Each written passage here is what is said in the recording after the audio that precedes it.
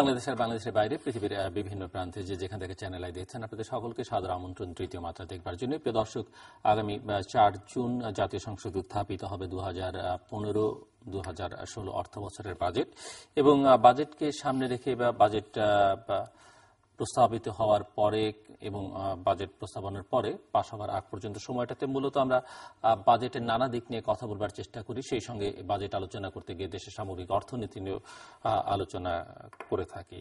আজকে মূলত সেরকম একটি আলোচনা করবার জন্য আমার আজকের অতিথি আমার বায়ে বসা আছেন ব্যাংকার অর্থনীতির বিশ্লেষক, বিশ্ববিদ্যালয়ের শিক্ষক মামুন রশিদ, আর ডানে রয়েছেন পলিসি রিসার্চ ইনস্টিটিউটের নির্বাহী পরিচালক অর্থনীতিবিদ ডক্টর আহসান মনসুর।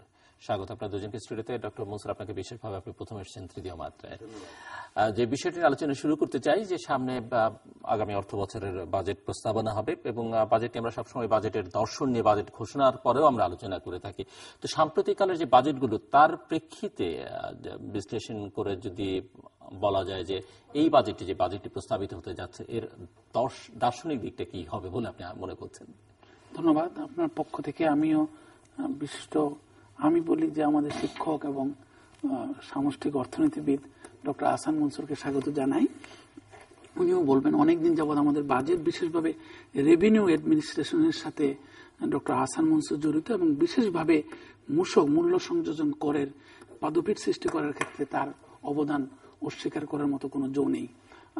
সেটি হচ্ছে বাজেটের তো বিভিন্ন ফেজে আমরা স্বাধীনতার পর থেকে বিভিন্ন সময় ফেজ দেখেছি, টার্নিং অ্যারাউন্ড দেখেছি। একটা বেশ বিরাট টার্ন অ্যারাউন্ড হয়েছে কিংবা টার্নিং পয়েন্ট রচিত হয়েছে 90 দশকের দিকে এসে, যখন আমরা আস্তে আস্তে বড় বড় প্রকল্প, যে সমস্ত প্রকল্পগুলো গুণমান সম্পন্ন কিংবা বড় ধরনের প্রভাব সৃষ্টি করতে পারে সেই ধরনের প্রকল্প বাস্তবায়নের ক্ষেত্রে আমরা মনোযোগ দিয়েছি।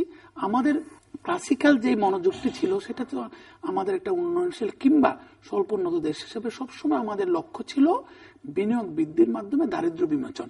আরো যদি সংক্ষেপ করে বলি, দারিদ্র্য বিমোচন আমরা দেখেছি শুধুমাত্র সিঙ্গেল মডেল ইন্টারভেনশনে দারিদ্র্য বিমোচনটা খুব একটা কার্যকর হচ্ছিল না।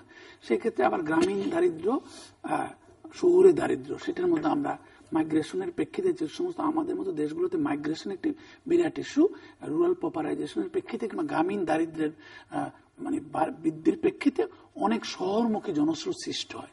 সেই কারণে আমরা দেখেছি আমাদের মতো দেশগুলোতে আরবানাইজেশনও খুব ফাস্ট, নগরায়নটা খুব ফাস্ট হয়।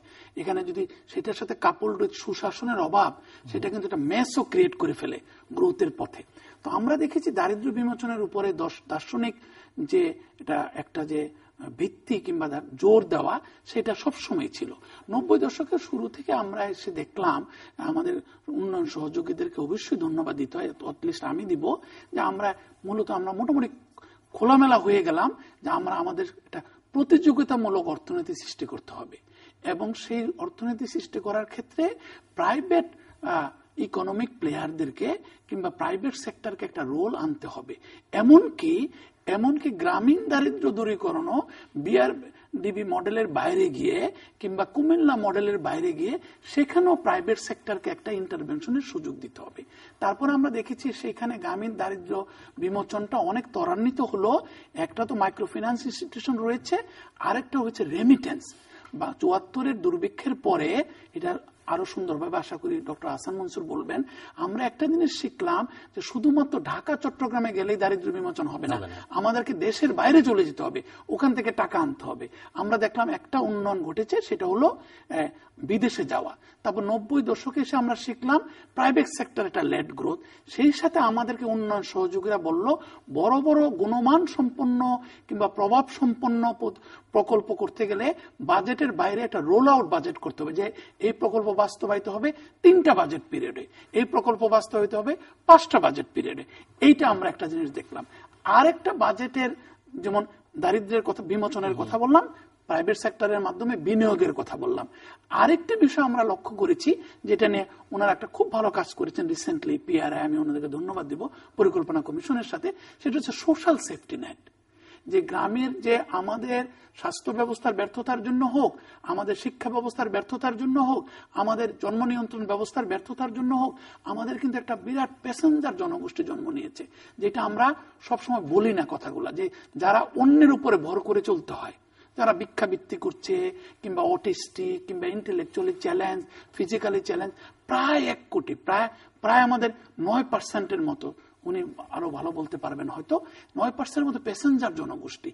এদেরকে কিন্তু আমরা একটা ভালো জিনিস দেখলাম, এই এশিয়ার মধ্যে বাংলাদেশ বোধহয় অন্যতম একটি সার্থক দেশ, এবং এক্ষেত্রে আমাদের অর্থ বিভাগ, পরিকল্পনা মন্ত্রণালয় এবং অপরাপর অনেকেই ধন্যবাদ দিতে হয়, বিশ্বব্যাংক সহ। সেখানে সোশ্যাল সেফটি নেট, সামাজিক নিরাপত্তা বেষ্টনীর বেশ কিছু কিন্তু উপকার পেয়েছি আমরা। যদিও সমালোচনা আছে আরো করা যেত কিনা, যদিও ভারতেও কিন্তু ভালো ভালো কিছু প্রকল্প এনেছেন এপিজে আব্দুল কালামের সময়ে, এটা এখনো চলছে, মোদী এসে আবার এটাকে আরো বিকশিত করতে চাচ্ছেন গ্রামাঞ্চলেও, সেই সোশ্যাল সেফটি নেট। শুধু আমাদের বাজেটের যে রিসেন্টলি যদি আপনি আমাকে বলেন, সেই ক্ষেত্রে আমি মনে করছি যে দারিদ্র্য বিমোচন এবং বিনিয়োগকে ত্বরান্বিত করার মাধ্যমে কর্মসংস্থান সৃষ্টি করে দারিদ্র্য বিমোচনের পথকে ত্বরান্বিত করা, এবং সেটাকে গ্রামীণ অর্থনীতির সাথে সাথে শহরে আরবান পভার্টি, এটাকেও একটা অ্যাটাক করার জন্য নতুন একটা চিন্তা আমরা দেখতে পেয়েছি। দ্বিতীয় যেটা কন্টিনিউ করছে সেটা হচ্ছে রোলিং বাজেট। তৃতীয় যেটা দেখেছি, সোশ্যাল সেফটি নেটের উপর একটা বিরাট ফোকাস দেওয়া। চতুর্থ যে বিষয়টিতে আমরা এখনো জোরের সাথে দেখি নাই, কিন্তু অর্থ বিভাগে, পরিকল্পনা মন্ত্রণালয়ে অর্থমন্ত্রীরা বিরাটভাবে আলোচনা করছেন যে স্থানীয় সরকার কাঠামোকে বাজেট বাস্তবায়নের সাথে কিভাবে সম্পৃক্ত করা হয়। এইটা কিন্তু ইদানিং 2-3 বছর যাবৎ আমরা শুনছি কতটুকু সাকসেসফুল হয়েছে জেলা বাজেট, এখনো আমরা দেখছি যে এটা নামে মাত্র ভাবেই চলছে। আরেকটা জিনিস আমরা যেটা দেখছি অর্থনীতির পথে, যেটা আমরা করিডোর আলোচনা করছিলাম, আপনাকে ধন্যবাদ, সেটা হচ্ছে যে মানব সম্পদ যখন ত্বরান্বিত করতে যাচ্ছি আমরা, তখন আমাদের সবচেয়ে বেশি চাপ পড়ছে মানব সম্পদের গুণমান, এবং সেই সাথে দক্ষ মানব সম্পদ তৈরির জন্য শিক্ষার গুণমান সম্পন্ন শিক্ষা ব্যবস্থা, বিজ্ঞানসম্মত শিক্ষা ব্যবস্থা এবং একমুখী শিক্ষা ব্যবস্থা কিংবা ইন্টিগ্রেটেড শিক্ষা ব্যবস্থা, এইটা আমরা দেখতে পাচ্ছি। আরেকটা দেখতে পাচ্ছি যে আমাদের কর্মক্ষম জনগোষ্ঠী সৃষ্টি করার জন্য সেক্ষেত্রে আমাদের গ্রামীণ স্বাস্থ্য ব্যবস্থা, গ্রামীণ health infrastructure and health services distribution channel, এটা এখনো দুর্বল রয়ে গেছে। এখন সরকারগুলো এই বাজেট ডিস্ট্রিবিউট করতে যে অ্যালোকেশন করতে যে, সেটা আমরা দেখতে পাচ্ছি যে আমরা ঠিকভাবে জাস্টিস করতে পারছি না এডুকেশন, প্রতিরক্ষা, তারপরে স্বাস্থ্যের মধ্যে। আর এক লাইন বলেই আমি মনে করি একটু কিছুটা চিন্তার উদ্বেগ করতে পারবো। আরেকটা জিনিস আমরা যেটা দেখতে পাচ্ছি যে এই ক্ষেত্রে যে গুণাবলী সম্পন্ন, গুণমান সম্পন্ন বড় বড় প্রকল্পগুলো নিতে পারছি কিনা আমরা এখনো দেখতে পাচ্ছি। এমপি মহোদয়রা যদিও পার্লামেন্টে বাজেট নিয়ে কোনো কথাই বলেন না, বলল সেগুলা গ্রহণ করা হয় না, কিন্তু তাদের অনুরোধে প্রচুর ছোট ছোট প্রকল্প ঢুকানো হচ্ছে আমাদের উন্নয়ন বাজেটে, কিন্তু সেগুলা বাস্তবায়ন করতে গিয়ে ছোট ছোট প্রকল্প ওই এমপি মহোদয়ের কাছে কিন্তু হয়তো খুবই ইম্পর্টেন্ট কিংবা পলিটিক্যালি ইম্পর্টেন্ট, কিন্তু বড় প্রকল্প আমাদের নজরদারিতে থেকে কমে যায় সেই ক্ষেত্রে। আর আরেকটা লাইন হচ্ছে বাজেট বাস্তবায়নের ক্ষেত্রে ইদানিং কালে আন্তর্জাতিক মুদ্রা তহবিল এবং বিশ্বব্যাংক এবং ফিলিপিন্সের অভিজ্ঞতায়, ইন্দোনেশিয়ার অভিজ্ঞতায় যেটা আমরা দেখেছি, সেটা হচ্ছে যে বাজেট বাস্তবায়নের মনিটরিংটা করা। সেই ক্ষেত্রে বড় বড় যে সমস্ত 10,000-20,000 কোটি টাকার উপরে খরচ করছে মন্ত্রণালয়গুলো, তাদের যে fiscal discipline, financial management and administration এখনো কিন্তু আমরা শক্তিশালী দেখতে পাচ্ছি না। প্রতি বছরেই এটা আলোচিত হচ্ছে। এইবার আমরা আশা করছি, এবার আমরা একটু জোরের সাথে ধরেছি অর্থ বিভাগকে, এবার আমরা দেখতে চাই 3টা 4টা 5টা মন্ত্রণালয়ে যে কিভাবে ফিনান্সিয়াল ডিসিপ্লিন এবং ম্যানেজমেন্টটাকে আনা হচ্ছে। ডক্টর হাসান মনসুর, আমি একটু শুরুতেই ফিরে যাই। আবার বাংলাদেশ আমরা জানি যে আমাদের যে দার্শনিক পরিবর্তনটা হয়েছে বাজেট ব্যবস্থায়। আমরা তো কনস্টিটিউশনালি আমরা হচ্ছে সোশ্যালিস্ট দেশ এখনো, কিন্তু বাস্তবে যেটা হয়েছে যে 80-র দশকের গোড়ার থেকে মোটামুটি ভাবে আমরা আস্তে আস্তে বাট ইরিভার্সিবলি আমরা একটা বাজার ব্যবস্থার দিকে চলে এসেছি ক্রমান্বয়ে। এটা একদিনে হয়নি, এটা আস্তে আস্তে হয়েছে। এবং ডাইরেকশনটা কিন্তু ইউনিডাইরেকশনাল, কোন সরকারই কিন্তু এটাকে রিভার্স করে নাই, তারা সামনের দিকেই গিয়েছে। কাজেই যেখানে সরকার পরিবর্তন হয়েছে কিন্তু আমাদের ইকোনমিক সিস্টেমটা এই বিষয়ে ঐকমত্যটা আছে, ওই ঐক্যমত্যতা আছে এবং এটা পরিধি ব্যাপ্তি হয়েছে, প্র্যাকটিস যেটা দেখা যাচ্ছে। এবং এটার মূলে ছিল যে সরকার থেকে একটা প্রাইভেটাইজেশনের দিকে যাওয়া, যেমন ব্যাংকিং খাতকে ব্যক্তি খাতের জন্য উন্মুক্ত করে দেওয়া। তার প্রাইভেটাইজেশন ঠিক মতো করে নাই সত্যখানি, কিন্তু ব্যক্তি খাতের জন্য উন্মুক্ত করে দিয়েছে, যেটা কাজটা কিন্তু হয়ে গেছে তার মাধ্যমে। এবং একই সাথে যেটা হয়েছে যে যদিও ডাইরেকশনটা বাজারমুখী, কিন্তু আমি বলবো যে এটা আমাদের কিছুটা ইকোনমিক পলিসিতে কিছুটা দেয়ার আর সার্টেন কোর ভ্যালুস আছে, যেটার কারণে আমাদের ইকোনমিক ডেভেলপমেন্টটা এন্ড বাজেট পলিসিগুলো কিন্তু একটু ইনক্লুসিভনেসটা রেখেছে, যেখানে মেজরিটি পিপলকে কিন্তু ভুলে যায় নাই। যেটা ভারত অনেক সময় সমালোচনা হয়েছে যে প্রোগ্রেস হয়েছে কিন্তু কৃষকের কিছু হয়নি, বাংলাদেশে কিন্তু সমালোচনাটা আসে না। বাংলাদেশের ক্ষেত্রে দেখা যায় বিভিন্ন কারণে গ্রামীণ অর্থনীতি বেশ চাঙ্গা এবং দিন দিন চাঙ্গা হয়ে উঠছে, এখনো সেই ধারা বহাল আছে। এবং এটার মূলে মামুন যেটা বললেন সেটা ঠিকই, যে রেমিটেন্স একটা বড় রোল প্লে করেছে এবং এখনো করছে। এবং সেটা আমাদের অনেকে ক্রিটিসাইজ করে যে আমাদের খুব মানে আনস্কিল লেবাররা যায়, তারা পয়সা কম পাঠাতে পারে।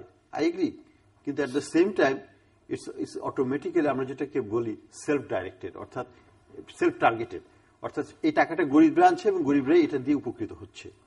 ফলে এখানে দারিদ্র বিমোচনে বাংলাদেশের রেমিটেন্সটা সবচেয়ে বেশি রোল প্লে করছে। একটা ডাক্তার কিন্তু টাকা পাঠাতো না, বা পাঠালে পরেও সেটা দিয়ে দারিদ্র বিমোচন হতো না, কিন্তু একটা সিম্পল ওয়ার্কার, আনস্কিল্ড ওয়ার্কার, সে যে টাকাটা পাচ্ছে সেটা দিয়ে তার পরিবারের ভরণ পোষণ, স্বাস্থ্য, শিক্ষা, বাড়িঘরের উন্নয়ন এগুলো কিন্তু হচ্ছে, যেটার কারণে একটা সামাজিক বিবর্তন আমরা দেখতে পাচ্ছি রেমিটেন্সের মাধ্যমে, অন্য দেশের চাইতে বাংলাদেশে বেশি। কৃষিখাতের দিকে সরকার সবসময় সব সরকারি নজর দিয়ে এসছে, এবং তার ফলে আমরা এখন দেখতে পাচ্ছি যে বড় রকমের উদ্বৃত্তের দিকে যাচ্ছে আমাদের উৎপাদনশীলতা। আর বড় একটা সেক্টর ডেভেলপ করেছে একই সাথে ইনক্লুসিভনেসের পার্ট হিসেবে আমি বলবো যে সেটা হচ্ছে নন ফার্ম রুরাল সেক্টরটা খুব ভালোভাবে ডেভেলপ করেছে। কৃষি কিন্তু এখন আমাদের খুব বড় কিছু না। আমরা যদি ক্রপ সেক্টরকে দেখি, ক্রপ সেক্টরের অবদান এখন 9% জাতীয় আয়ে, অর্থাৎ সব ক্রপ মিলিয়ে 9%। কাজে এটা এমন কিছু বড় কিছু না। নন এগ্রিকালচারেরই বাকি non crop agriculture is more than crop agriculture এখন। তো কাজে আমাদেরকে দেখতে হবে যে এটা আপেক্ষিকভাবে এটা অনেক ইম্পর্টেন্স কমে গেছে, কিন্তু at the same time rural ইকোনমিতে নন ফার্ম অ্যাক্টিভিটি এত বেশি গেছে যে আমাদের জীবিকার জন্য কাউকে শুধুমাত্র কৃষির উপর নির্ভরশীল থাকতে হয় না, সে কিছু না কিছু সবসময় পাচ্ছে। এবং এটা একটা বিরাট একটা অবদান রেখেছে আমাদের পভার্টি এলিভিয়েশনের উপর। আর সেই সাথে বলবো যে সোশ্যাল প্রোটেকশন, এটা অনেক ডেফিসিয়েন্সিজ আছে, কিন্তু এটার অনেকগুলো প্রোগ্রাম খুব ভালোভাবে কাজ করেছে, এবং যেটা একটা এক্সাম্পল হিসেবে আমাদের দেশে এবং বিদেশেও গৃহীত হয়েছে। তার মধ্যে যেমন গ্রামীণ ব্যাংকের কার্যকলাপ আমরা যেটা দেখি, ব্র্যাকের কার্যকলাপ, এই যে এনজিও গুলো যেগুলো করেছে সেটা তো বিশ্বের নিয়ন্ত্রিত। তো এটার মাধ্যমে আমরা অনেক কিছু করতে পেরেছি গ্রামীণ অর্থনীতিতে সাধারণ মানুষের জীবনে। তো আমাদের ইকোনমিক ডেভেলপমেন্ট এবং বাজেটারি পলিসির মাধ্যমে যে সকল পলিসি নেওয়া হচ্ছে সেগুলোতে এই পজিটিভ সাইডগুলো আছে। অবশ্যই সমস্যা তো আছেই। সমস্যা আছে যে সরকার বলছেন যে সরকার সাইডটাকে অ্যাটলিস্ট 20% নিয়ে যাবে, তারপরে আরো পারলে পরে 25% জিডিপিতে নিয়ে যাবে বাজেটের পরিধি, কিন্তু পারছে না। আমাদের রাজস্বের বিরাট ঘাটতি আছে। আমরা one of the lowest country যেখানে এখনো ট্যাক্স টু জিডিপি রেশিও 10% আটকে আছে। তো এই জিনিসগুলো থেকে আমাদের বের হয়ে আসতে হবে, এবং সেগুলি হচ্ছে আগামী দিনের চ্যালেঞ্জ। সো সাম্প্রতিক মানে যে বিষয়গুলো আলোচনা করলেন সেই ট্রেন্ডটা মাথায় রেখে এবারের বাজেটে কি হতে পারে, বিশেষ কোনো দিকে জোর দেয়া বা এইবারের বাজেট আমি বলবো নতুন কোনো মাত্রা যোগ করা, সেটি দেখতে পাচ্ছেন কিনা? আমি মনে করি যে নতুন মাত্রার সুযোগ আছে এখানে, নতুন মাত্রা যোগ করার। এবং আমি নিজে খুব ফিসক্যালি প্রুডেন্ট সবসময় সব সরকারকেই আগেও বলেছি যখন আইএমএফ এ ছিলাম যে সংযত ফিসক্যাল পলিসি। কিন্তু কয়েকদিন আগে আমি অর্থমন্ত্রী মহোদয়কে পাবলিকলি বলেছি যে মনে হয় এই বছর গিভেন আমাদের macro stability is very strong, very stable, reserve level, তারপরে inflation, overall growth scenario is very stable and comfortable. এই ম্যাক্রো স্টেবিলিটিটাকে কিভাবে আমরা ক্যাপিটালাইজ করে আমাদের প্রবৃদ্ধিটাকে বাড়াতে পারি, সেটা হচ্ছে চ্যালেঞ্জ ফর দ্য গভর্নমেন্ট। এবং এখানে আমি বলছি কর্মসংস্থান যদি ভালোভাবে তৈরি না করা যায় তাহলে আপনি প্রবৃদ্ধিটা ধরে রাখা বা বাড়ানো কতটা? এখানে আমি মনে করি যে বিনিয়োগ যদি হয়, বিনিয়োগের সাথে প্রবৃদ্ধি আসবে এবং কর্মসংস্থান ওইখানেই মোস্টলি ক্রিয়েটেড হবে। কর্মসংস্থান কিন্তু সরকার ভাবে আলাদা কোনো প্রোগ্রাম করার প্রয়োজন আছে বলে আমি মনে করি না। বিনিয়োগের বিষয়টা, বিনিয়োগটাকেই হচ্ছে চ্যালেঞ্জ। এবং এই জন্য সরকারকে, যেটা আমি বলছিলাম, যে প্রয়োজনে যদি মনে করি যে 5% জিডিপির বেশি আমাকে যেতে হবে 1 বছর বা 2 বছরের জন্য, যেতে পারেন, কোনো অসুবিধা হবে না। কারণ আমাদের debt to GDP ratio is falling, আমাদের all indicators are positive, fiscal prudence is always there. আমরা একটা বলতে পারি যে ঠিক আছে, আমরা এডিশনাল 4 বিলিয়ন বা 5 বিলিয়ন ডলারের একটা প্রজেক্ট নিলাম, কতগুলো প্রজেক্ট নিলাম শুধুমাত্র আগামী 3 বছরের জন্য। এই প্রজেক্টগুলোর জন্য এত টাকার প্রয়োজন হবে এবং সরকার সেটা দেবে, দরকার হলে 5% উপর জিডিপি যাবে, কিন্তু আমি সবগুলো হাইওয়েকে 4 লেন করে দিব। এটা যদি সরকার নেয় কোনো অসুবিধা নেই আজকে, এবং 3 বছরের মধ্যে আমাদের সবগুলো হাইওয়ে 4 লেন করে নিতে পারি আমরা। আমি এই ধরনের সাজেশন, সেক্ষেত্রে অন্য কোথাও চাপ পড়বে না, কোনো চাপ পড়বে না। কারণ আমি তো এটাকে আমি ভর্তুকি, এই মানে ডেফিসিটটাকে বাড়িয়ে, এই বিষয় নিয়ে সরকারের লোকজনের সঙ্গে তো নিশ্চয়ই ইন্টারাকশন হয়েছে ইতিমধ্যে, বেশ ইন্টারাকশন হয়েছে। তবে আমি মনে করি আমার শ্রদ্ধাশীল অর্থমন্ত্রী মহোদয় উনি বলেছেন যে আমি 5% উপর আমি যেতে চাই না, যেটার প্রতি আমি শ্রদ্ধাশীল। কারণ এখানে কিন্তু আবার কিছু পলিটিক্যাল ইকোনমি ডাইমেনশন আছে। একবার যদি আমি বাঁধন খুলে দেই, পরে কিন্তু আবার জিনিকে বটলে ভরতে অনেক সময় অসুবিধা হয়। এবং উনি জ্ঞানী ব্যক্তি, উনি হয়তো জানেন যে যিনি একবার বোতল থেকে বের হয়ে গেলে ওটাকে আবার ভোটানো যাবে কিনা আমি জানি না। আমি একবার 5%-এর বাইরে 7% চলে গেলে পরে আবার 5% ফিরে আসতে পারবো কিনা রাজনৈতিক চাপের কারণে, সেটা হয়তো একটা উনার কনসিডারেশনে থাকতে পারে, কিন্তু টেম্পোরারি স্কোপ নেওয়া যায়। আর যেটা চ্যালেঞ্জ হচ্ছে যে আমাদেরকে বিনিয়োগ বাড়াতেই হবে, এবং বিনিয়োগ বাড়াতে হলে সরকারের এটা একটা মোক্ষম সুযোগ। জাপান খুবই ইন্টারেস্টেড আমাদের এখানে tense of billions of dollar investment করতে। চায়না পাকিস্তানের 46 বিলিয়ন ডলার করতেছে, আমাদের এখানে না হলেও 20 বিলিয়নের জন্য তারা ইন্টারেস্টেড আছে। ভারত আমাদের এখানে ইন্টারেস্টেড আছে, অন্যান্য পশ্চিমা দেশগুলো আছে। আমরা কেন এই বিনিয়োগকে আমাদের দেশে ব্যবহার করতে পারছি না? আমরা কেন এখনো জিডিপির 0.8% আটকে আছি এফডিআই নিয়ে, যেখানে ভিয়েতনাম 7% আছে, চায়না 5% আছে, ভারত 3.5% আছে। আমরা কেন 0.8 আটকে থাকবো? এই চ্যালেঞ্জগুলোকে যদি সরকার মোকাবেলা করে, আমি মনে করি যে আমাদের ইকোনমি এই 6% ট্র্যাপ থেকে বের হয়ে আমরা 7-8-এর মধ্যে খুব দ্রুত যেতে পারবো, এবং সেটা আমি মনে করি যে সরকারের বিবেচনায় নেওয়া উচিত।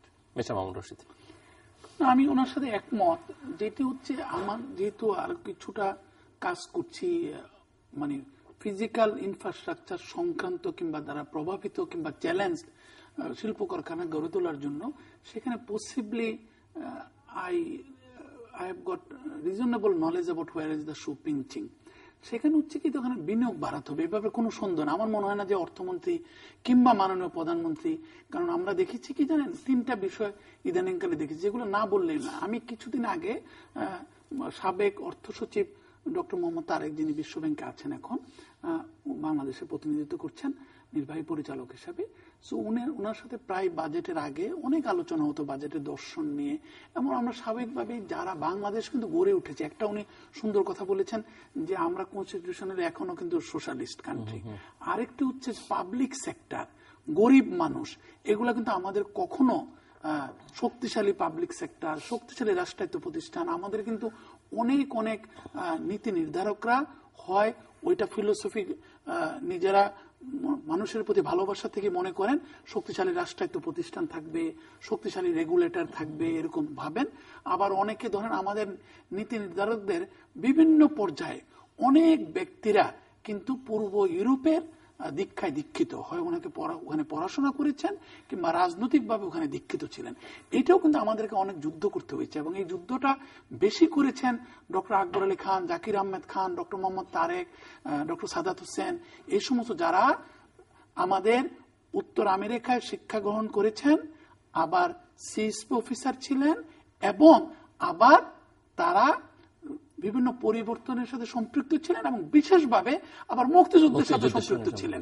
এটা কিন্তু একটা মজার জিনিস, আমরা অনেক সময় আলোচনা করি না যে 90-এর পরিবর্তনটা, 90 থেকে কারা কান্ডারি ছিলেন, কারা এগিয়ে নিয়ে গেলেন। ডক্টর সামাদ, ডক্টর তৌফিক আলাই চৌধুরী, ডক্টর মশিউর রহমান, এদের কথা আমাদের বলতে হবে, এমনকি মিস্টার আবুল মাল মুহিত, তার কথাও বলতে হবে। সুতরাং ওনারা আবার ওই প্রাইভেট সেক্টর, সোশ্যালিস্ট কাঠামোর মধ্যে একটা প্রাইভেট সেক্টর, মার্কিন যুক্তরাষ্ট্র কিংবা ওপেন ইকোনমি, নর্থ আমেরিকান শিক্ষা, কম্পারেটিভ ইকোনমি, এইটার একটা ধারা আনলেন।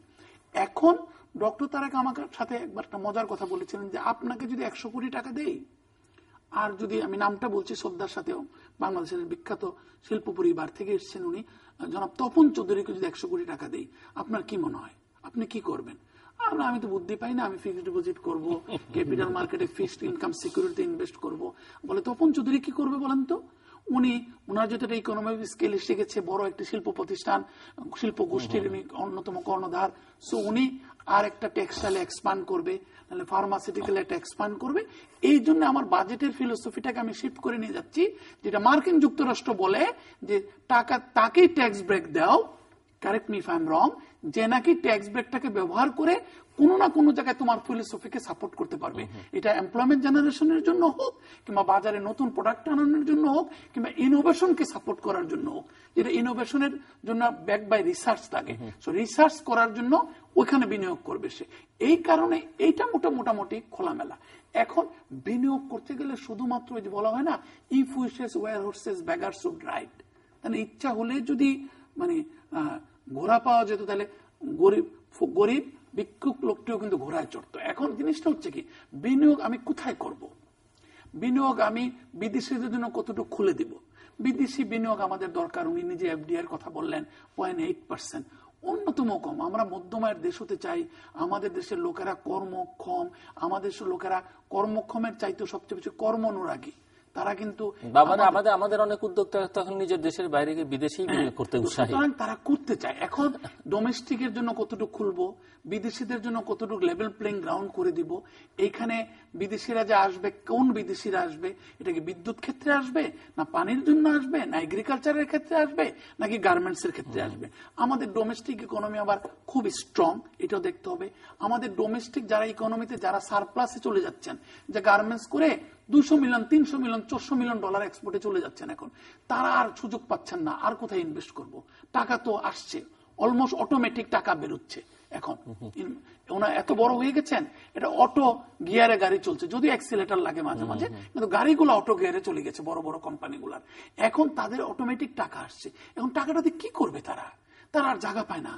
আপনি কোথাও গাজীপুর বেল্টে, শিল্প বেল্টে জায়গা নিতে যান, আপনাকে কিছু না কিছু খাস জমি দখল করে ফেলতে হবে।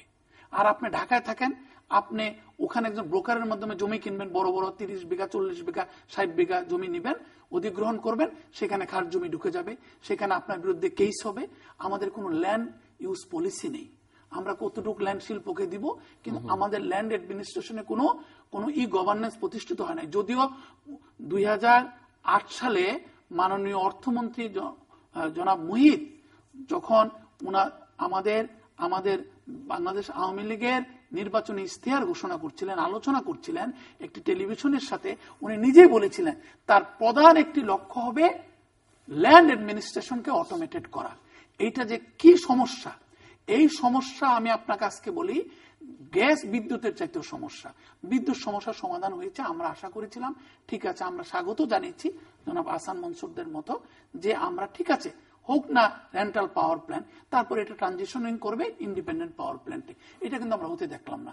এইটা ব্যবসাটা শুধুমাত্র কিছুমাত্র সরকারের আনুকূল্যপ্রাপ্ত ব্যবসায়ীরা তারা নিজেরা বাড়িয়ে গেল। আমরা কিন্তু কোর ক্যাপাসিটিটা ডেভেলপ করতে পারলাম না। এইভাবে অনেক কোম্পানি লস হলো ভুল জায়গায় এসে বিদ্যুতে বিনিয়োগ করতে গিয়ে।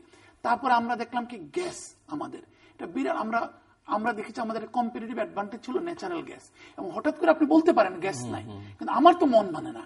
আমি তো গ্যাসকে কেন্দ্র করে ব্যবসাটা করার চেষ্টা করেছি, আমি গ্যাস পাই না। এখন আমরা শুনেছিলাম যে ফ্লোটিং টার্মিনাল হবে, কাতার গ্যাসের সাথে চুক্তি হয়েছে, এখানে সস্তায় এলএনজি আসবে, তারপরে জিটিসি লাইন টানবে মহেশখালী পর্যন্ত, এটা আজ পর্যন্ত হয় নাই। তারপরে আসছে আমাদের টাকা পাবো কোথায়? ভিয়েতনামে যে ইনভেস্টমেন্ট হচ্ছে, ইনভেস্টমেন্ট করছে বিদেশিরা, তার কষ্ট ফান্ড কত, কষ্ট বরোইং কত? ভারত আমার প্রতিযোগী টেক্সটাইলের ক্ষেত্রে, তার কষ্ট বরোইং কত? শ্রীলঙ্কা আমার প্রতিযোগী, তার কষ্ট বরোইং কত? এখন ক্যাম্বোডিয়া আমার প্রতিযোগী কিছুটা হলেও, তাই না? তার কষ্ট বরং কত। ইন্দোনেশিয়া বিরাটভাবে শিফট হচ্ছে তার ইন্ডাস্ট্রিয়ালাইজেশন, এন্টার ম্যানুফ্যাকচারিং সেক্টরকে তারা আধুনিকরণ করতে চাচ্ছে। এটা অনেকের কিন্তু পড়াশোনা করা উচিত। আমি জনাব মাহবুব আহমেদ অত্যন্ত দক্ষ একজন সরকারি কর্মকর্তা, আমাদের মাননীয় অর্থ সচিব, ওনাকে আমি বলেছিলাম বাজেটের আগে শুধুমাত্র আপনি ইন্দোনেশিয়ার বাজেটটা অ্যানালাইসিস করেন, এখন এটা আপনার জন্য যথেষ্ট হবে গাইডলাইন হিসাবে। ইন্দোনেশিয়া পুরা ম্যানুফ্যাকচারিং সেক্টরকে শিফট করে নিয়ে যাচ্ছে green manufacturing sector, preparing for the green fight in the global market place. এখন যে আপনি যে করবেন, আমার পানি কোথায়, আমার নদীর থেকে যে পানি আনবো সেটার আমি কিভাবে ব্যবস্থা করব। তো এই কারণে এই পলিসিগুলো না করে আরেকটি কথা বলে এই পর্যায়ে আবার শেষ করতে চাই, সেটা হচ্ছে যে আমাদের রেগুলেটরি রিফর্ম না করে, সদ্য হাসান মনসুর বলেছেন যে আমার $4 বিলিয়ন আমি যদি দিয়ে দেই, তাই না, আমার কি হবে। আমরা সবাই কিন্তু এখানে আলোচনা করেছি আপনার সৌজন্যে যে $25 বিলিয়ন দিকে এগিয়ে যাচ্ছে আমাদের রেমিটেন্সের ফ্লো মোটামুটি স্মুথ। এবছরও $15 বিলিয়ন আমরা আশা করছি ইনওয়ার্ড রেমিটেন্স, আমাদের ওয়ার্কার্স রেমিটেন্স। তাহলে কিন্তু আমাদের আইন তো বলে না। আপনাকে আমি বলি যে যখন ব্যাংকগুলোকে গ্যারান্টি দিতে হয়েছিল বোয়িং কর্পোরেশনকে, আমাদের যে নতুন যে বিমান 777 গুলো আনলো, ড্রিম লাইনার 787 এসে যাবে 2018 সালে ইনশাল্লাহ, আমাদের বিমান বহরে যুক্ত হবে। আমরা আনন্দিত, আমাদের স্মুথ হবে আরো হতো বৈদেশিক যাত্রা আমাদের প্রবাসী ভাই বোনদের জন্য। কিন্তু আমরা আমাদের ফরেন এক্সচেঞ্জ পলিসিতে কি বলে, আমরা তখন মাননীয় গভর্নর সদয় হয়ে অর্থমন্ত্রীর মানে ওনার অ্যাকসেপ্টেন্স অনুসারে ব্যাংকগুলোকে বলেছিল তোমরা গ্যারান্টি দাও একটা, যে ওই যে পেমেন্ট গ্যারান্টি দাও বোয়িং এর ফেভারে ডাউন পেমেন্টের জন্য। তখন ওনারা ব্যাংকগুলা গ্যারান্টি দিয়েছে, ব্যাকড বাই বাংলাদেশ ব্যাংক তার ফরেন এক্সচেঞ্জ রিজার্ভ থেকে কিছুটা প্লেস করেছে foreign currency with the offshore bank branches of the local banks. Bangladesh ব্যাংকের নিয়ম, আমি কিছু বলছি না, আমি এটা বলতে চাচ্ছি যেটা কত ইম্পর্টেন্ট।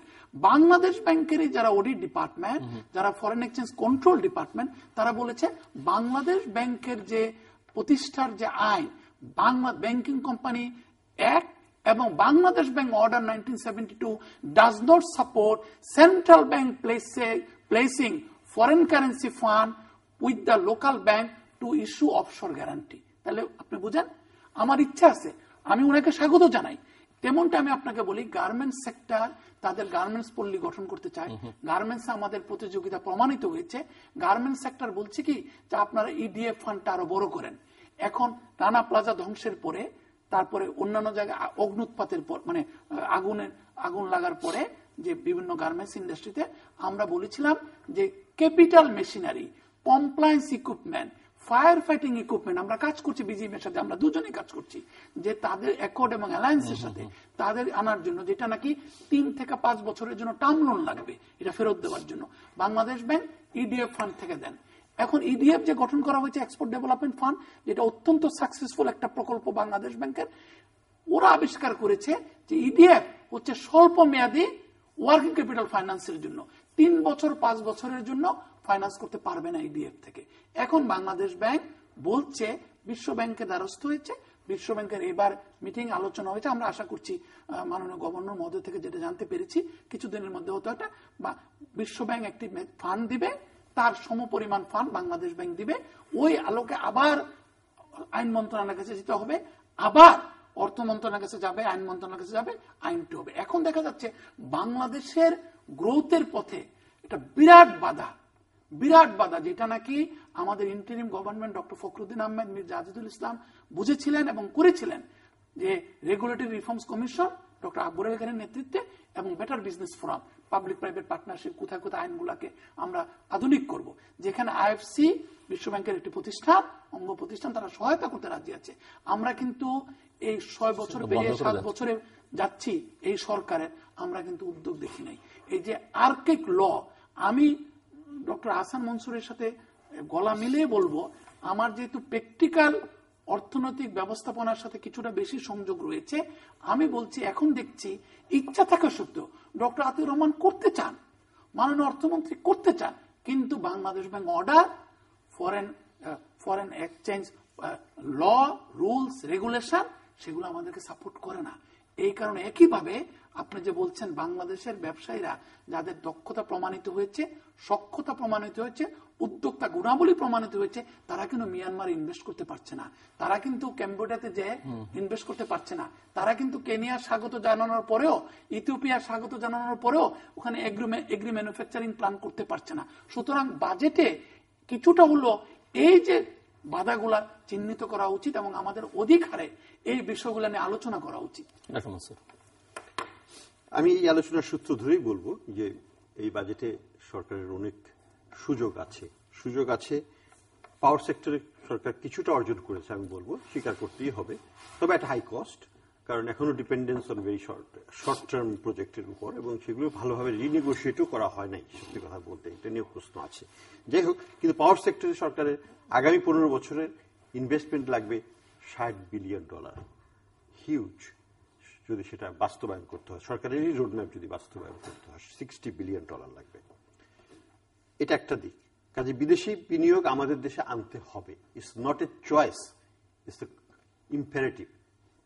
মানে আনতেই হবে। এই রোডম্যাপের মধ্যে কি সেটি করা আছে, মানে অর্থায়নটা কিভাবে সরকারকে সেটা বুঝতে হবে, মানে করা আছে কিনা আমি জানতে চাইছি। এখন পর্যন্ত রোডম্যাপের মধ্যে ফাইন্যান্সিং এর ইস্যু নাই, রোডম্যাপের মধ্যে ডিমান্ড সাপ্লাই আছে, এবং ভলিউম অফ ইলেকট্রিসিটি প্রোডাকশনকে তারা 30,000 মেগাওয়াটে নিয়ে যাওয়ার প্ল্যান আছে, প্লাস নেট লস যেটা হবে সেটাকে মিটিয়ে 40,000 মেগাওয়াট করতে হবে, প্লাস ডিস্ট্রিবিউশন লাইন করতে হবে, প্লাস কয়লা ভিত্তিক গুলোর জন্য ইনফ্রাস্ট্রাকচার তৈরি করতে হবে। মাতারবাড়ি অ্যালোন $10 বিলিয়ন লাগবে ইনফ্রাস্ট্রাকচার তৈরি করতে হবে। এটা জাপান সরকার রাজি আছে, হুইচ ইজ গুড, বাট টাকা তো লাগবে। কাজে বিদেশিদের উপর বিদেশি বিনিয়োগ আমাদের দেশে আনতে হবে। এটা সরকারি বিনিয়োগ হোক বা ব্যক্তি খাতের বিনিয়োগে বেশি আনতে হবে, এটা নিয়ে কোনো দ্বিমত করা যাবে না। যেমন আমি বলি, গার্মেন্ট খাত বলছে যে আমরা ডাবল করব by 2021. Have they done the homework? Capacity between now and 2021 double করতে হবে। যে বিনিয়োগ লাগবে, যে টাকাটা লাগবে, সেই টাকাটা কি আমাদের উদ্যোক্তাদের আছে এবং তাদেরকে সেই ইচ্ছা আছে সেই বিনিয়োগ করার মতো? আমরা কিন্তু এট দ্য সেম টাইম বলে দিচ্ছি বিদেশি বিনিয়োগ গার্মেন্ট সেক্টরে ভার্চুয়ালি স্টপড বাই বিজিএমইএ।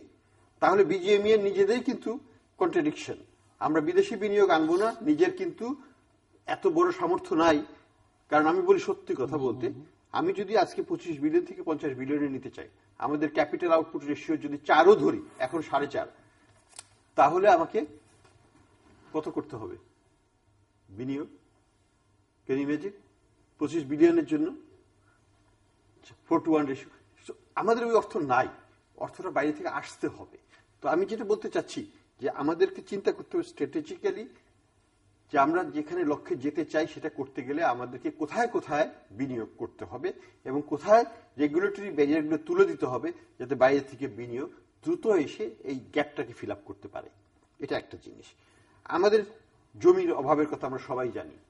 সব উদ্যোক্তারই সবচেয়ে বড় মাথা ব্যথা প্রথম 4 বছর যায় ওই জমি সংগ্রহ, জমিকে কনসলিডেট করা, 50 জন বা 100 জন কাছ থেকে জমি কিনে ওই দলিলগুলোকে এক করা। এই যে একটা 4-5 বছরের সময় চলে যায়, যেখানে সে ফ্যাক্টরিতে চলে যেত, উৎপাদনে চলে যেতে পারত, সেখানে সে জমিতেই বসে আছে, ল্যান্ডফিলও হয়নি। এই ব্যবস্থা থেকে বেরিয়ে আসতে হলে আমাদেরকে এই স্পেশালাইজড ইকোনমিক জোনের দিকে অবশ্যই নজর দিতে হবে। এখানে কোনো ব্যত্যয় নাই, ব্যক্তি খাতে হোক, সরকারি খাতে হোক, বিদেশি খাতে হোক, এটা আমাদের ছেড়ে দিতে হবে এবং সরকারকে সহযোগী ভূমিকা নিতে হবে। ভূমিটা অ্যাকোয়ার করে দিতে হবে তাদেরকে, এবং বাকিটা বিভিন্ন খাতের উপর ছেড়ে দিক সরকার। আমি মনে করি প্রতি বছর যদি 10টা করে আমরা স্পেশাল ইকোনমিক জোন করতে পারি, যেটা আমাদের ট্র্যাক রেকর্ড হচ্ছে 10 বছরে একটাই এক্সপোর্ট প্রসেসিং জোন করা। আমাদের কয়টা এক্সপোর্ট প্রসেসিং জোন আছে বাংলাদেশে? আমাদের 40 বছরে 6টা বা 7টা এক্সপোর্ট প্রসেসিং জোন আছে। তো অর্থাৎ 10 বছরে একটা করে করছি আমরা। সেখানে আমাদের প্রতি বছর 10টা করতে হবে যদি আমরা আমাদের সত্যিকার অর্থে বিনিয়োগ এখানে ব্যাপকভাবে ঘটাতে পারি। কিন্তু সুযোগ আছে, সুযোগটাকে ব্যবহার করতে হবে। একই সাথে আমাদের একটা বড় চ্যালেঞ্জ হচ্ছে এনভায়রনমেন্টাল চ্যালেঞ্জ।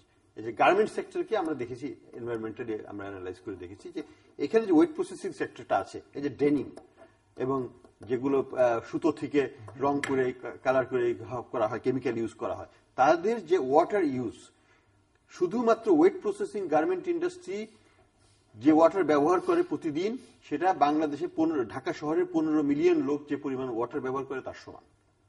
এবং এখন যদি এই সেক্টরটা ডাবল হয়, তার মানে আমরা যে ওয়াটার ইউজ করতেছি সারা জনগোষ্ঠী, তার দ্বিগুণ পরিমাণ লাগবে এই সেক্টরের জন্য, এবং সেটা আমরা কোথা থেকে করছি? আমরা আন্ডারগ্রাউন্ড করছি, আমরা রিভার ওয়াটার ইউজ করছি না। এটা তো সাস্টেনেবল না। We have to change our modus operandi. সেখানে কিন্তু বড় রকমের রেগুলেটরি এনভায়রনমেন্টাল চেঞ্জ আনতে হবে। তা না হলে we are heading for environmental disaster. ঢাকার পাশের 4টে নদী ডেড নদী বিকজ অফ কেমিক্যাল ডিসচার্জ। আর কতদিন? এগুলোকে তো বাঁচিয়ে তুলতে হবে আবার। এখন 4টে আছে, পরে দেখা যাবে নারায়ণগঞ্জ থেকে পুরো বাংলাদেশের এটাই পুরোটাই ডেড হয়ে যাচ্ছে আমাদের ফিশারিজের জন্য, এনি লিভিং থিং। তো এটা তো হতে পারা যাবে না, কিন্তু এটা থেকে বের হয়ে আসতে হবে।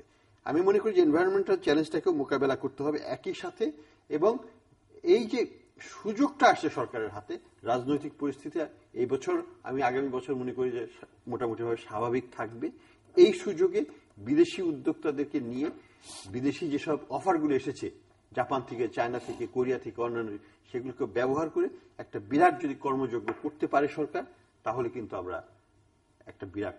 এই কথার সূত্র দিয়ে যে প্রশ্নটা করতেছি যে অর্থনীতি চলার পথে যে সুযোগ সম্ভাবনা বা অন্তরায় বাধা বিঘ্নতা, এগুলোকে অতিক্রম করবার জন্য যে আঞ্চলিক সহযোগিতার কথা যেগুলো উনি শেষে এসে উচ্চারণ করলেন, সেই জায়গায় বাংলাদেশ কোথায় দাঁড়িয়ে আছে বা আপনি কি মনে করেন কেমন হওয়া উচিত? আমার কেন জানি মনে হয় মেবি পিপল মে ডিবেট, আমি অনেক জায়গায় লক্ষ্য করছি বাংলাদেশ এখন বেস্ট অবস্থায় আছে ডেসপাইট আমাদের ব্লকেড, এই পলিটিক্যাল কাইন্ড অফ ইম্পাস, তাই না, পলিটিক্যাল একটা স্টেলমেট সিচুয়েশন। বাংলাদেশ ইদানিংকালে আমার কাছে বেশ ভালোই লাগে। মানে আমি কিছুদিন আগে দেখলাম যে কলকাতা কিংবা ভারতের যে কোনো জায়গা থেকে ভারতীয় হাইকমিশনের অনেক আগে আমরা ভারতীয়দেরকে ভিসা দিতে পারছি। মানে এটা আমাদের ফরেন মিনিস্ট্রি একটা ডাইনামিক চেঞ্জটা আমাকে অ্যাকনোলেজ করতেই হচ্ছে। এটা বোম্বে হোক, আমাদের দূতাবাস এটা শিফট করছিল নতুন জায়গায়, কম্পিউটার কাজ করছিল না, তারপরেও আমরা পররাষ্ট্র মন্ত্রণালয়ের নজরে এনে আমরা কিন্তু ওখান থেকে আর্জেন্ট যারা অন্টারপ্রিনার বিজনেস যারা করছেন তাদেরকে আমরা ভিসা দেখেছি। আমাদের রাষ্ট্রদূত তারিক করিমের সময় আমরা ভারতীয় পঙ্কজ শরণ কিংবা তার টিমমেটরা যাই বলুক না কেন, আমরা রাষ্ট্রদূত তারিক করিমের সময় 2 বছর 3 বছর বিজনেস ভিসা, অন্টারপ্রিনার ভিসা আমরা ইস্যু করতে পেরেছি। আমাদের এই জিনিসটা আমরা পৌঁছে দিতে পেরেছি। সেম ইজ আমাদের হংকং এবং আমাদের বেইজিং, আমাদের এমবেসি গুলো। আমি অন্য জায়গায় জানি না, বেশিরভাগ উদ্যোক্তা আমরা যারা হ্যান্ডেল করছি এই জায়গা থেকে।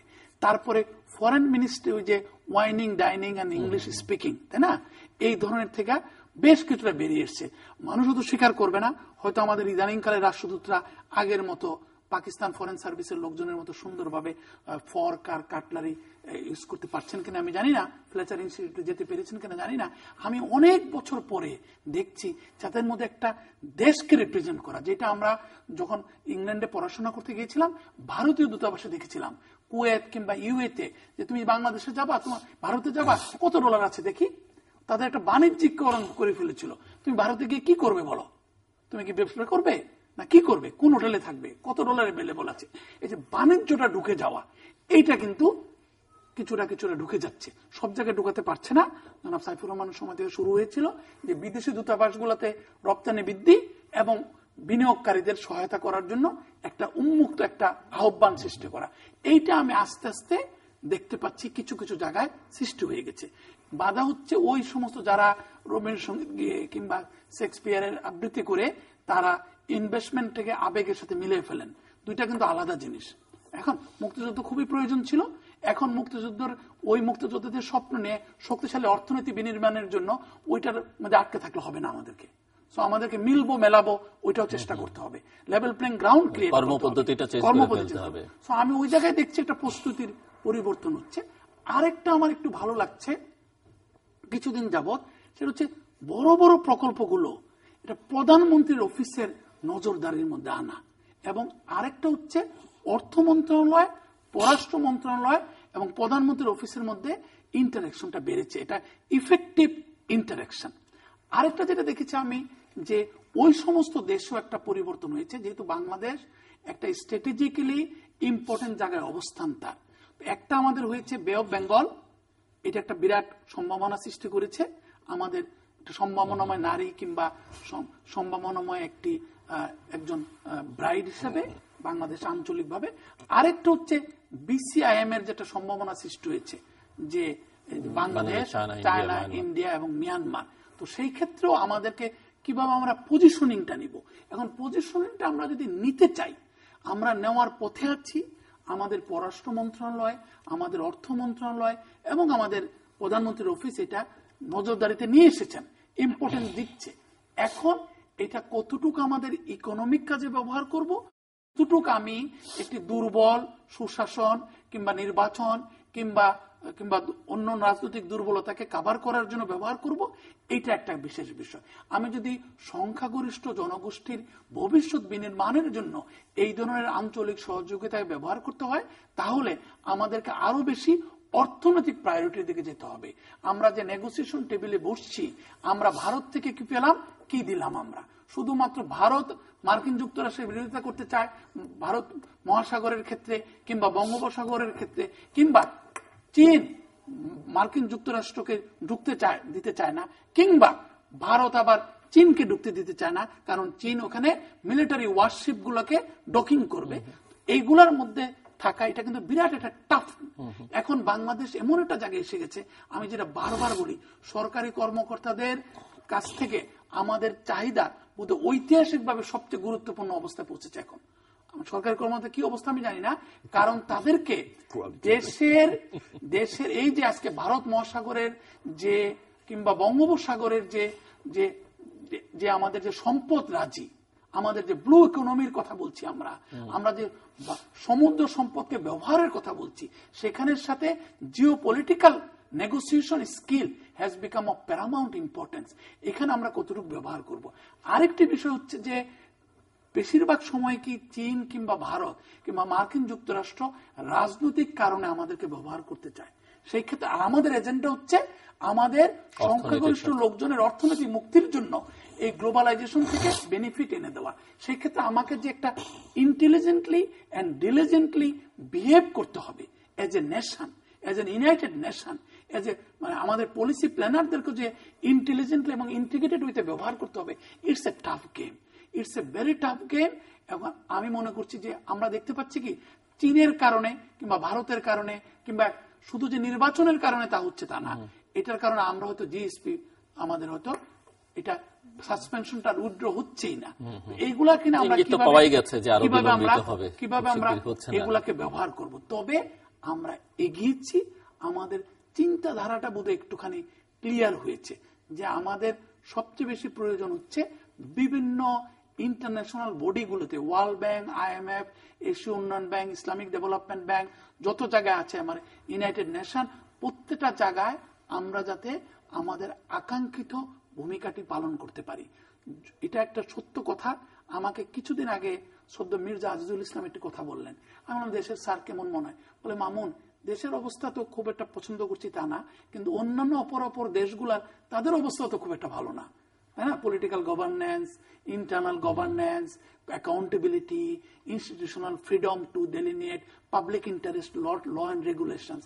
তো সেই ক্ষেত্রে বাংলাদেশ কিন্তু খুব পিছিয়ে নাই, কিন্তু আমাদের বিরোধী দল, নাগরিক সমাজ সকলের সীমিত শক্তিকে ব্যবহার করে বিনিয়োগের জন্য, আঞ্চলিক সহযোগিতাকে কার্যকরভাবে কাজে লাগানোর জন্য যে একটা মহাযজ্ঞ সৃষ্টি করতে হবে, সেইটার জন্য জাতি প্রস্তুত কিনা সেটা আমাদের বিবেচ্য বিষয়। ডক্টর হাসান মনসুর, আমি এই সূত্র ধরেই বলবো যে বেশ কিছু পজিটিভ ডেভেলপমেন্টস অলরেডি আমরা জানি। ল্যান্ড বাউন্ডারি সেটেলমেন্ট হয়ে গেল মাসখানেক আগে, ভেরি ইম্পর্টেন্ট স্টেপ।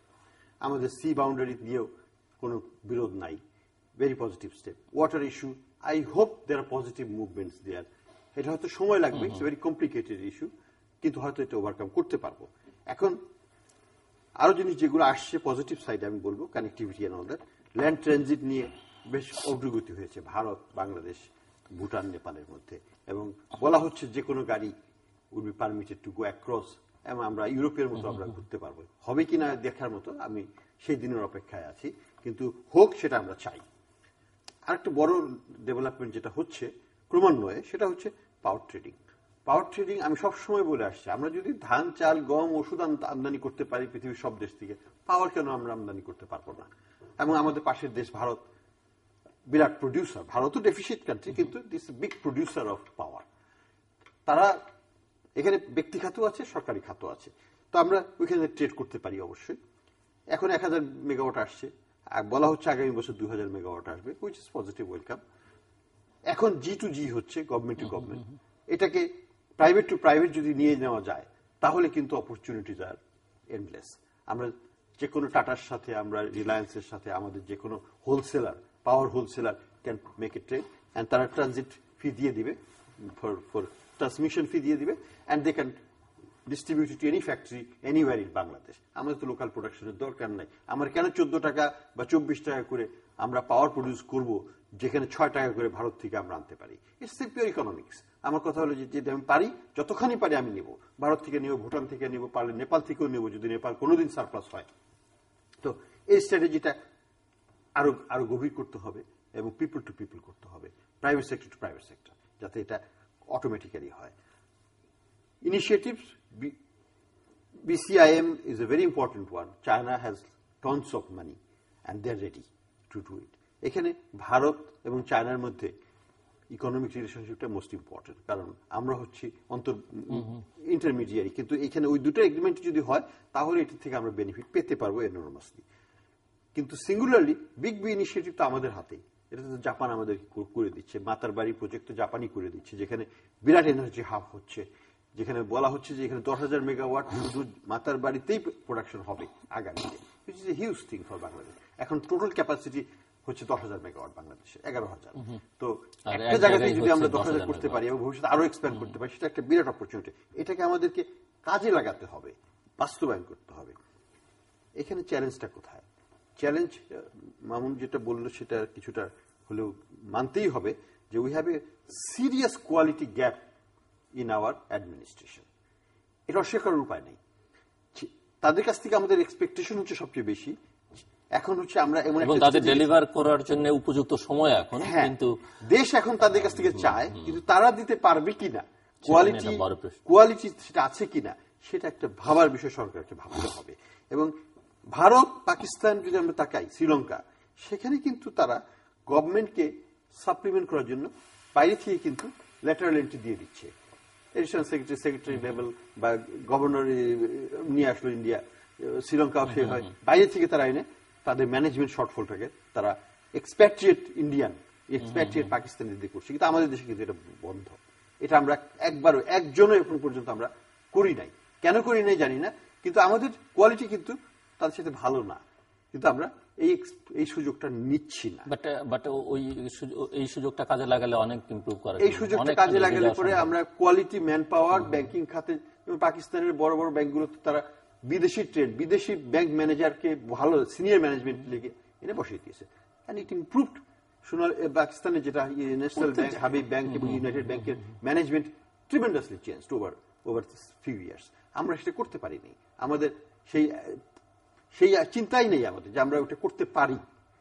এটা ভাবতে হবে যে একটা সিনিয়র পজিশনে যদি আমরা এক্সপিরিয়েন্স, ইন্টারন্যাশনাল এক্সপিরিয়েন্স বাংলাদেশকে নিয়ে এসে আমরা সেখানে তাকে দিয়ে কাজটা করিয়ে নিতে পারি, নেগোসিয়েশন চেষ্টা করে যে বেতন কাঠামোর মধ্যে এই লোকগুলো আসবে কিনা, ফিট করা যাবে কিনা। বেতন কাঠামো কিন্তু তাদের কাছে অত ইম্পর্টেন্ট না। তারা যেটা চায় যে ইম্পর্টেন্ট রোল প্লে করতে পারবে কিনা।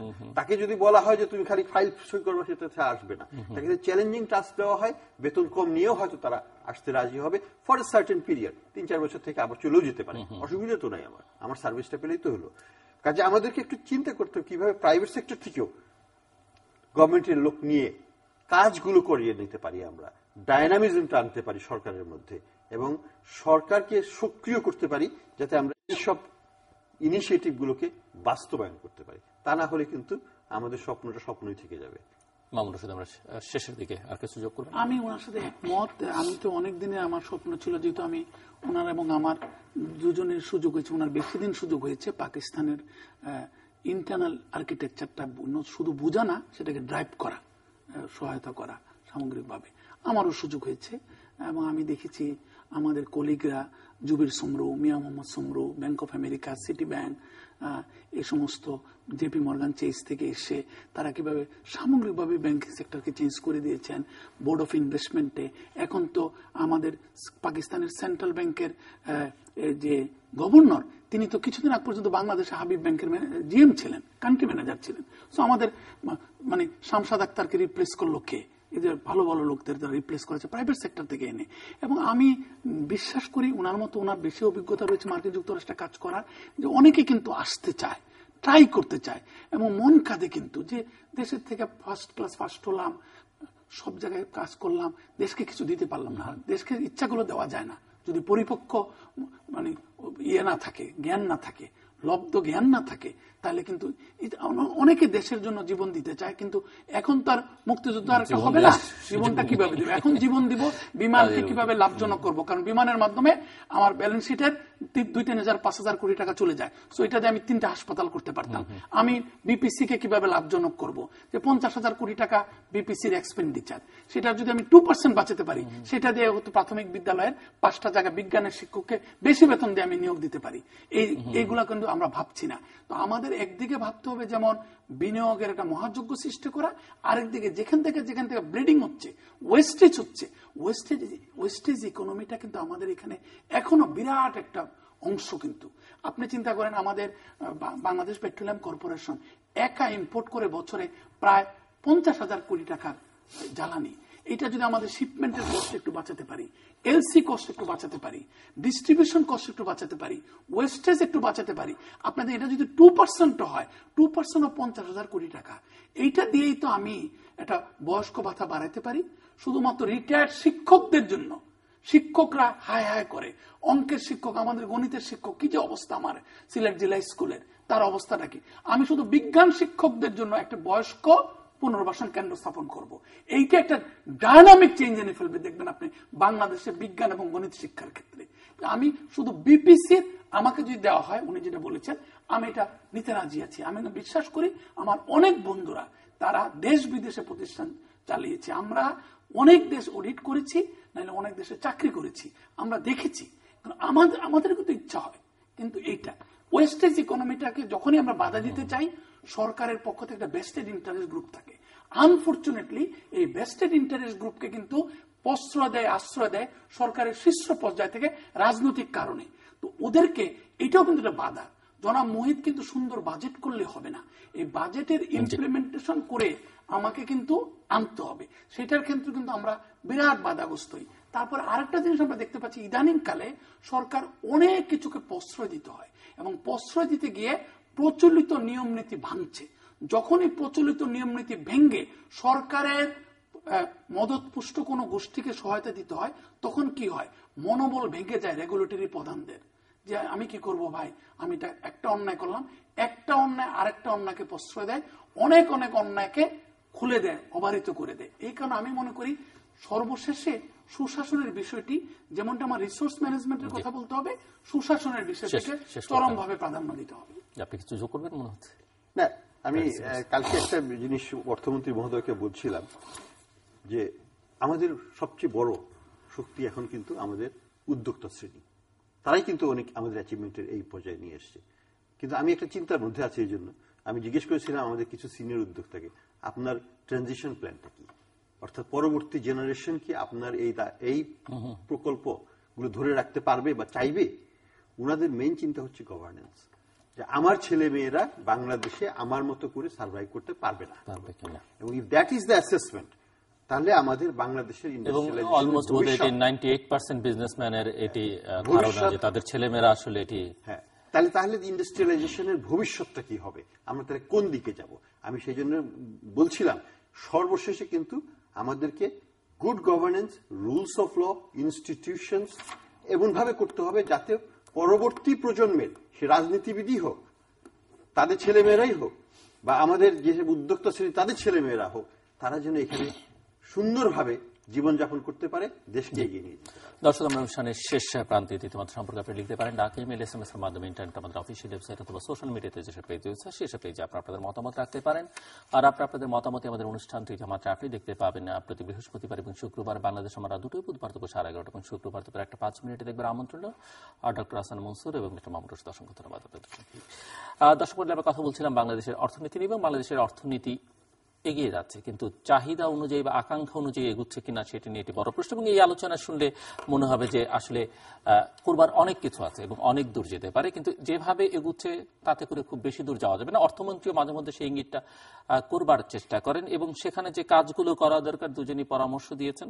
আমরা প্রবৃদ্ধি নিয়ে অনেক গর্ববোধ করি, যেটা স্টেডি প্রবৃদ্ধি হচ্ছে দীর্ঘদিন যাবত। আমরা একই বৃত্তের মধ্যে ঘোরাফেরা করলেও অন্যদের মতো খুব একটা নিম্নগামী অবস্থায় নেই, কিন্তু সেখানেও কাঙ্ক্ষিত কর্মসংস্থান তৈরি করা যাচ্ছে না এবং তার জন্য যে বিনিয়োগ করা দরকার সেই বিনিয়োগটা একদমই হচ্ছে না। সেই অর্থে হচ্ছে না বললে ভুল বললে অনেকের হয়তো তাতে আতে ঘা লাগতে পারে, কিন্তু কার্যত যে সুযোগ রয়েছে বাংলাদেশের ভৌগোলিক অবস্থানের কারণে, বর্তমান বিশ্ব বাস্তবতার কারণে এবং বাংলাদেশেরও সামগ্রিক বাস্তবতায় সেই সুযোগটা বাংলাদেশ কাজে লাগাতে পারছে না। এবং দুর্বলতাগুলো সেগুলো কোথায় সেগুলো ওনারা চিহ্নিত করবার চেষ্টা করেছেন এবং সেই দুর্বলতা কাটিয়ে উঠে আরেকটু উদার মন নিয়ে এক ধরনের মহাযজ্ঞ তৈরি করা বাংলাদেশের পক্ষে সম্ভব।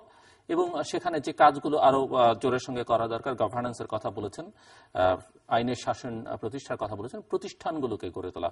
মাঝখানে কিছুটা সময় উদ্যোগ নেওয়া হয়েছিল, কিন্তু শেষ পর্যন্ত সেই উদ্যোগ আবার ব্যর্থতায় পর্যবসিত হয়েছে বা সেদিকে মনোযোগ দেওয়া হয়নি। এবং সেটি যদি না করা যায় তাহলে আসলে এই 16, 17, 18 আস্তে আস্তে এই জনসংখ্যাটা বাড়তে থাকবে। এই মানুষগুলো নিয়ে এই ছোট্ট ভূখণ্ডের এই দেশটি পরিচালনা করা বা সামনের দিকে এগিয়ে নিয়ে যাওয়া খুবই দূর হবে।